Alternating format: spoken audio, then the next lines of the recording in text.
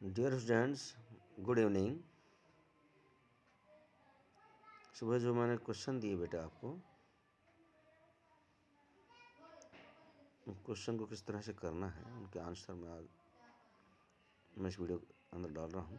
मैंने समझा भी रहा हूँ आपको, ध्यान से इस वीडियो को देखें।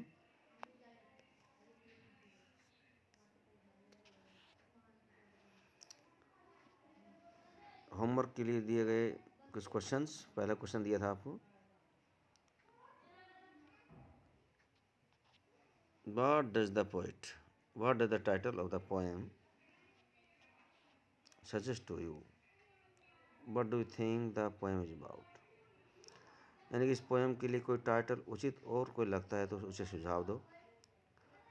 कीपिंग क्वाइट के अलावा और भी कोई टाइटल बनता हो इस पोएम का तो उसके लिए सजेस्ट कीजिए। आप कोई और टाइटल दे सकते हैं तो क्या होगा। What do you think the poem is about, और इस पोएम के बारे में आपके क्या विचार हैं, क्या सोचते हो, ये क्वेश्चन था। आंसर आपके सामने है। The title of the poem suggest the importance of silence. यानी दूसरा एक सजेस्ट दिया है इन्होंने, इम्पोर्टेंस ऑफ साइलेंस, खामोशी की महत्ता। कीपिंग क्वाइट के अलावा दूसरा टाइटल क्या हो सकता है, importance of silence. Importance of silence दूसरा टाइटल हो गया। और भी कोई इसके अलावा और भी आप टाइटल सोच सकते हो, उसे सोचिए।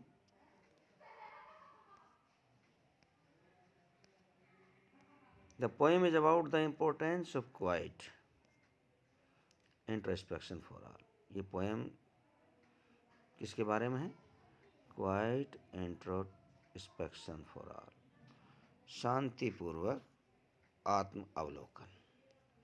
क्वाइट इंट्रोस्पेक्शन, QUIET, क्वाइट कहते हैं शांति।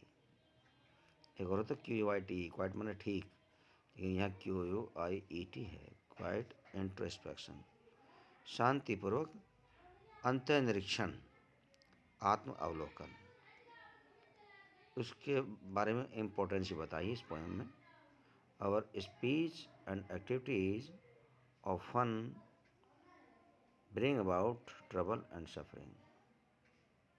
हमारे जो बोल चाल है, हमारी गतिविधियाँ सब कुछ सब प्राय क्या लाती है, हमें ट्रबल में डाल देती है, हमें दुख तकलीफ में डाल देती है। क्योंकि हम जब बोलते हैं, हम कोई गतिविधि करते हैं तो हमें अवेयरनेस नहीं होती, हम कुछ गलत बोल जाते हैं, हम कुछ गलत मतलब रॉन्ग एक्टिविटीज कर जाते हैं। इससे हम ट्रबल में आ जाते हैं, परेशानी में, और सफरिंग दुख में आ जाते हैं। गलत बोलेंगे, गलत सुनेंगे, फिर दुख होगा। गलत एक्टिविटी, गलत कर्म किया, उसकी सज़ा मिलेगी। इसलिए क्वाइट इंट्रोस्पेक्शन से हमारा चित्त शांत होता है, और बोलने से पहले हमें होश होता है कि हमें बोलना क्या है। तो हम बोलते समय गलत शब्दों का इस्तेमाल नहीं करेंगे, तो हमें ट्रबल भी कम आएंगे, सफरिंग भी कम होगा। इसलिए पोइट बार बार 12 काउंट करने के लिए कह रहा है कि 12 तक तो गिनो। अरे 12 मिनट बैठिए, क्वाइट इंट्रोस्पेक्शन कीजिए, शांतिपूर्वक मेडिटेशन कीजिए। So the need to be controlled. इससे क्या होगा, ये सब ट्रबल सफरिंग कंट्रोल हो जाएंगे। सेल्फ इंट्रोस्पेक्शन मतलब मेडिटेशन करना। अब मेडिटेशन के बारे में दो चित्र आपके सामने हैं, एक ये चित्र है, एक ये मेडिटेशन। इस तरह से क्वाइट इंट्रोस्पेक्शन होता है जो आप कर रहे हैं, दिखाया गया चित्र में। Second question is, what will counting up to 12 and keeping still help us achieve.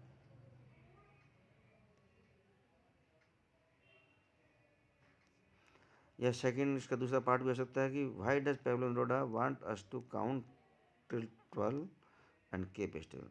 कि पेब्लो नेरुदा 12 तक गिनने के लिए क्यों कहता है, और हमें निश्चल रहने के लिए, स्थिर रहने के लिए क्यों कहता है। इन सभी क्वेश्चन का एक ही भावार्थ है। एक क्वेश्चन ऐसे भी बन सकता है, what will keeping still help us achieve. यदि हम कुछ समय के लिए स्थिर हो जाएं तो हमें क्या अचीव होने में ये हमारी हेल्प हो सकती है। कीपिंग क्वाइट कह लीजिए, कीपिंग स्टिल कह लीजिए, शांत रहिए, स्थिर रहिए कुछ समय के लिए 12 गिनने तक, काउंटिंग अप टू 12। तो हमें किस चीज़ में हेल्प करेगा, हमें क्या अचीव होगा इससे। कीपिंग क्वाइट का एक क्वेश्चन है, इसका आंसर आपके सामने। Counting up to 12 and keeping still, 12 तक गिने और स्थिर हो जाएं। कीपिंग स्टिल, स्थिर हो जाएं, निश्चल हो जाएं, कुछ ना करें। विल हेल्प अस, वो हमारी सहायता करेगा ये एक्टिविटी, ये गतिविधि, to get some time to stop all our normal activity. हम जो सामान्य दिनचर्या गतिविधि करते हैं वो कुछ समय हमारी वो रुक जाएगी कुछ समय के लिए। And self introspect our action, और हमारी गतिविधियों में आत्म अवलोकन होगा, आत्मनिरीक्षण होगा। हम अपने अंदर झांकेंगे, हम बाहरी गतिविधि से निकल के हम अंदर की तरफ झुकेंगे, अपनी आत्मा की तरफ देखेंगे, हम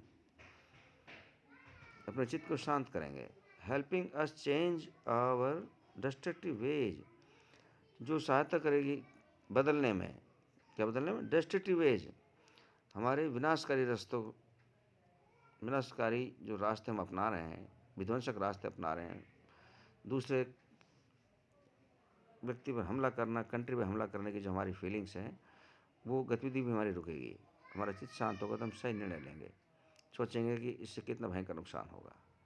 एंड प्रमोट ब्रदरहुड, और इससे भाईचारे की भावना प्रमोट होगी। ब्रदरहुड का मतलब भाईचारा, विश्व बंधुत्व के भाव प्रमोट होंगे कि सारा विश्व एक ही है, आत्म रूप में सब एक हैं। तो हम किससे बुरा करें जब सभी आत्म रूप में एक हैं। शरीर अलग है लेकिन आत्मा सबकी एक ही है, मालिक ही है। तो हम क्यों विध्वंसकारी रास्ते अपनाएं, क्यों डिस्ट्रक्टिव वेज अपनाएं। इस तरह से हमारे अंदर जो प्रमोट होगा वो ब्रदरहुड की भावना, फीलिंग होगी अमाउंट मैन, हर आदमी के बीच में। ठीक है, आइए इधर next question. Do you think the poet advocate total inactivity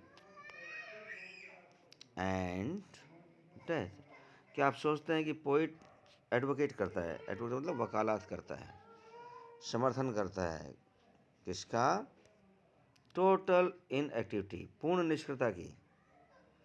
क्या आप समझते हैं कि पोइट जो एडवोकेट कर रहा है टोटल इनएक्टिविटी के बारे में कह रहा है, पूर्ण निष्क्रिय हो जाए, कुछ ना करें, बिल्कुल डेथ जैसे हो जाए, जैसे मर गए हों। एंड डेथ, हम मृत्यु समान ही, मतलब टोटल इनएक्टिविटी हो जाए। क्या आप ऐसा सोचते हैं पोइट के बारे में, क्या सही है?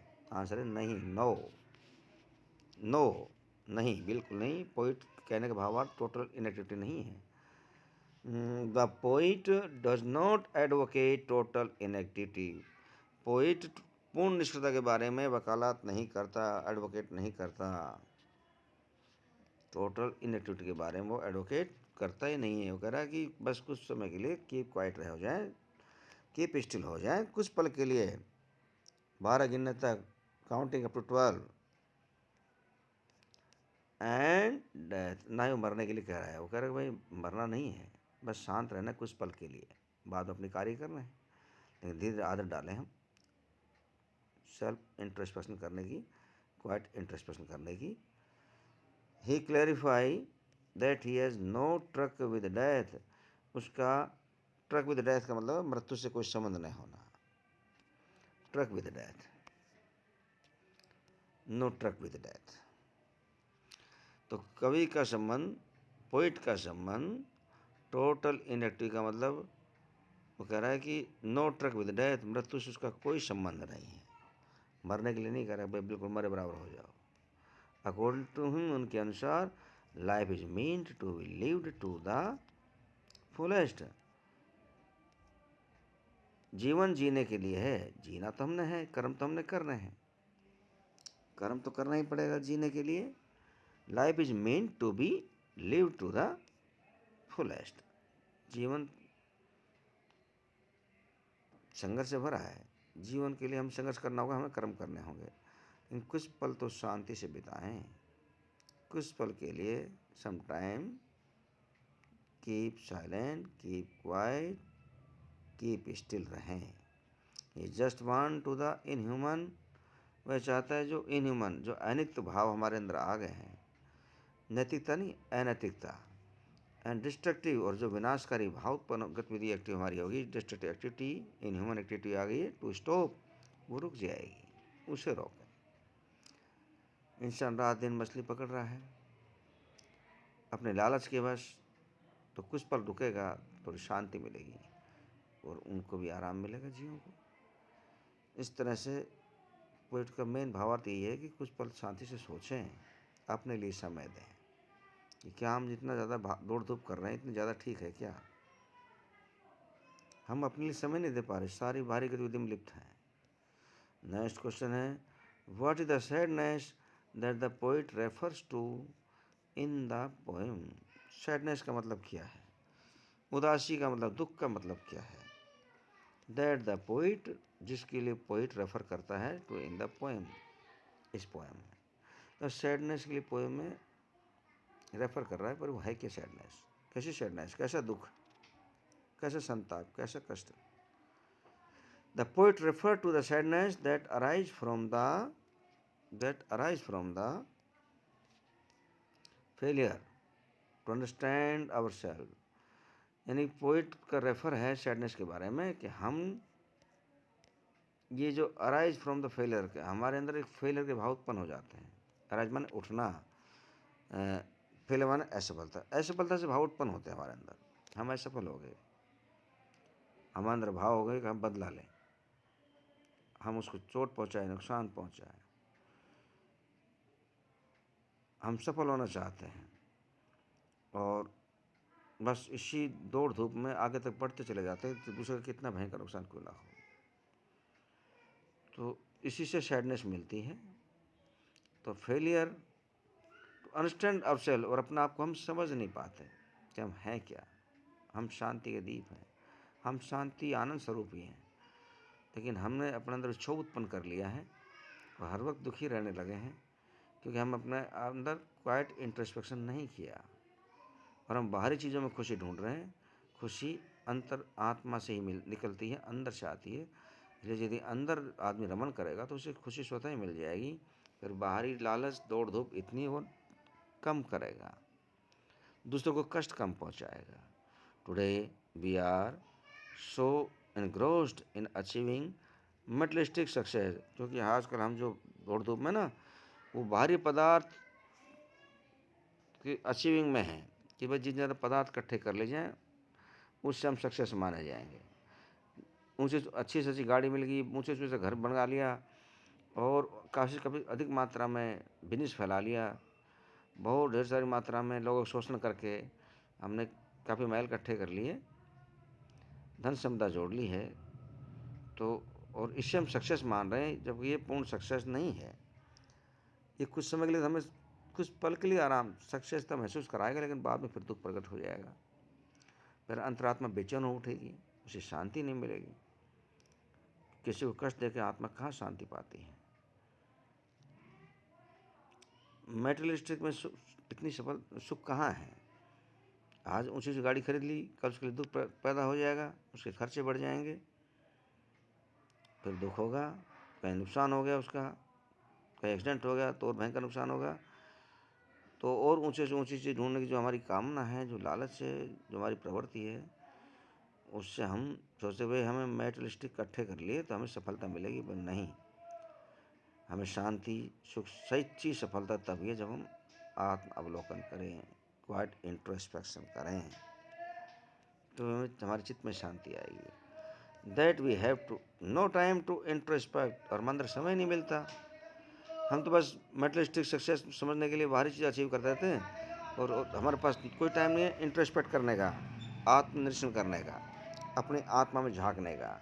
अबाउट आवर एक्शंस, हमारे सभी कार्य बाहर मेटेरियलिस्टिक में लिप्त हैं, अंदर गतिविधियों में आते नहीं।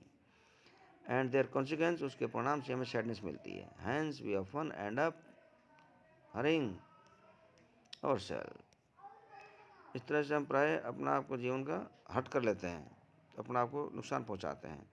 And it result in sadness, और ये परिणाम ही तो हमारा दुख में बदल जाता है। कुछ लालच करके कुछ रिश्वत से कुछ पैसे कमा लिए, किसी की आत्मा दुखा करके, और हमने एक बड़ी गाड़ी का सपना ले लिया, तो क्या सोचो हम सुखी रह पाएंगे? नहीं, कुछ समय बाद वो गाड़ी का शौक भी जाता रहेगा, फिर नई और इच्छा उत्पन्न हो जाएगी। उस गाड़ी को हम साफ भी नहीं रखेंगे, 1 सप्ताह बाद भूल जाएंगे, उसमें धूल गर्द जमी रहेगी, और उसमें कोई नुकसान हो गया तो और हमें दुख होगा। फिर हमारी और दूसरी इच्छा होगी और बड़े अच्छे मकान महल खड़ा इकट्ठे करने की, तो इस तरह से हम दुखी रहेंगे। कुछ समय अंदर अंदर झांक के देखा ही नहीं। इसी के बारे में पोइट करा, यही सैडनेस बन जाती है। Next last question is, what symbols from nature does the poet invoke to say that there can be life under apparent stillness? What symbol, क्या संकेत है, फ्रॉम प्रकृति से क्या संकेत मिलता है? डज द पोइट इन्वोक, जो पोइट जगाना चाहता है, say that there can be life, कि जीवन हो सकता है, अंडर अपरेंट स्टिलनेस, स्थिरता से एक नया जीवन मिल सकता है। यदि कुछ पल स्थिर हो जाए तो एक नया जीवन निकल कर आएगा, जो बहुत बड़ी शांति मिलेगी उसके अंदर, जीवन में एक नया ही जीवन होगा। तो ये नेचर से क्या शिक्षा देना चाहता है पोइट? आपको मैंने उस पोइम में बताया था इससे पहले वीडियो में, कि प्रकृति में जैसे धरती है, तो ये भी कुछ पल के लिए शांत हो जाती है, फिर इसमें बाद में बीज अंकुरित होते हैं और नए फूल पौधे बनते हैं, फिर से बाहर आ जाती है। लेकिन धरती को कुछ पल के लिए रेस्ट चाहिए। रेस्ट धरती को नहीं देंगे तो इससे अगली नई फसल पैदा नहीं हो पाएगी। इसको रेस्ट चाहिए, हमें भी रेस्ट चाहिए अपने जीवन में उन्नति लाने के लिए, एक नया जीवन पाने के लिए। The poet uses nature as a symbol, ये प्रकृति संकेत है, to explain in his idea that there can be life under apparent stillness, कि स्थिरता से एक नया जीवन मिलता है। एंड एग्जाम्पल, उदाहरण के रूप में, from nature is the earth. अब जैसे नेचर पृथ्वी का रूप है, itself, as when everything seem dead, जब सब चीज़ मरी प्रतीत होती है, it later proves to be alive, यानी धरती जब मरप्राय मालूम होती तो भी वो मरी नहीं होती, उसके अंदर कोई गतिविधि चालू रहती है, और वो बाद में फिर उसको नया जीवन में प्रदान करती है। प्यारे बच्चों, ये क्वेश्चन आप कर लीजिए, इन्हें मैंने समझा दिया है। इस वीडियो को देखिए ध्यान से, और ये क्वेश्चन को करने में आपको हेल्प होगी, अपनी नोटबुक में कर लीजिए। Thank you very much, thank you.